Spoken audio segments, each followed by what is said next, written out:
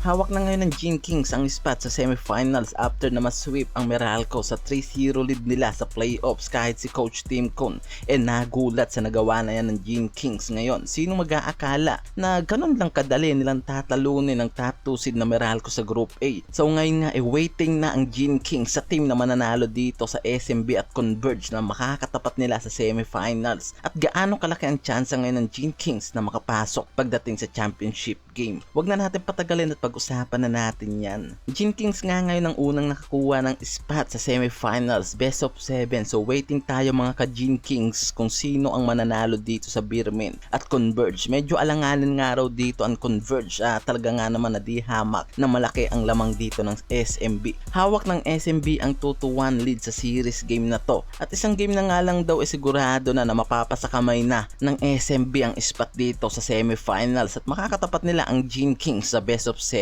na to. Siguradong pukpukan nga raw ang magiging laban ng dalawang to sa oras na sila ang magkatapat sa semifinals. Sa playoffs na nangyari sobrang ganda at ang laki nga raw ng pagbabago sa sistema na ginawa dito ni Coach Tim. Kung napapansin nyo, ang mabilis na transitioning na ginawa nila dito sa playoffs dahil sa nagdaang series game hindi ganito ka-aggressive ang mga backward players nila mula dito kay Brownlee na as usual naman na mula sa umpisa sobrang ganda na ng nilalaro at grabe ang kondisyon. Even na may nararamdaman nga raw ito sa kanyang tuhod naitawid pa rin ito ang quarter-final game. RJ Abarientos at Stephen Holt Ahanmisi ang apat nga raw na to ang naging susi ng Gene Kings para masweep ang Meralco sa 3-0 lead. Biglaan nga raw laki ng advantage ng Gene Kings sa tatlong game na nangyari kontra dito sa Meralco. Mula dito sa front court na di natin inasahan na makokontrol ni Japet ang ilalim at kita natin na wala ang Meralco pagdating sa depensa ng mga ito sa ilalim. Isa pa yung hassle na binibigay dyan nila Scottie Thompson, Holt and Abarientos na naging magandang araw ang kombinasyon ng mga ito sa loob ng court.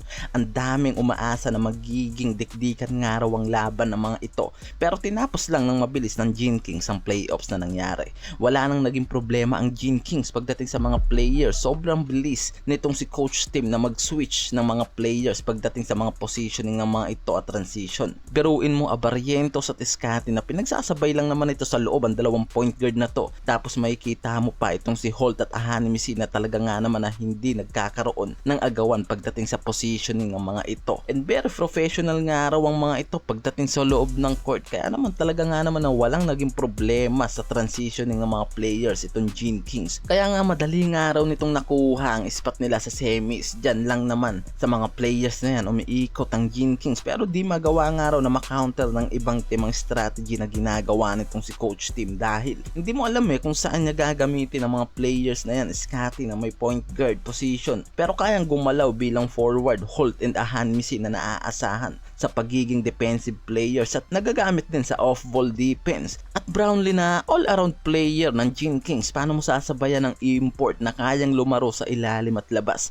Diyan lang umiikot ang takbo ng Gene Kings but sobrang hirap makounter nga raw ang sistema na pinapatakbo nitong si Coach Tim Con sa team ng Gene Kings. Kaya nga talagang malaki nga raw ang advantage ng Gene Kings ngayon sa ibang mga teams dahil talagang nahubog nga raw ang mga ito sa kamay ni CTC. Hindi lang natin alam ngayon kung makakaharap man nila ang SMB sa semis sobrang hirap nga raw i-predict ng laban na to na mangyayari. Lalo na pagdating sa sistema ng mga coaches alam natin na parehong veterano ang mga ito at eksperyensado pagdating sa championship game. Parehas gumagamit ng man-to-man defense and triangle offense sa loob ng court at pagdating sa mga players ng SMB talaga nga naman na delikalibre din ng mga point guard at mga backward players ng mga ito. Marshall Lassiter, Chris Ross at Perez na sobrang laki nga rin daw ng mga ambag ng mga backward player nila pagdating sa semifinals. Advantage nga lang daw talaga dito ng malaki ang SMB pagdating sa mga front court at may pahardo pa sila sa gitna pero di natin sure kung kakayanin itong si Aguilar at Devans itong pahardo sa ilalim na sure tayong isa yan sa pinaghahandaan ni Coach Tim kung paano mapipigilan ng isang JMF sa ilalim. Siguradong pagsasabayan nitong si Coach Tim itong si JDB at Aguilar para makounter sa ilalim itong SMB. Kaya nga ngayon sobrang dikit nga raw ng maaaring maging laban ng Gene Kings kung sakaling itong SMB nga ang makatapat nila sa semifinals, best of 7. Kaya marami pang pwedeng mangyari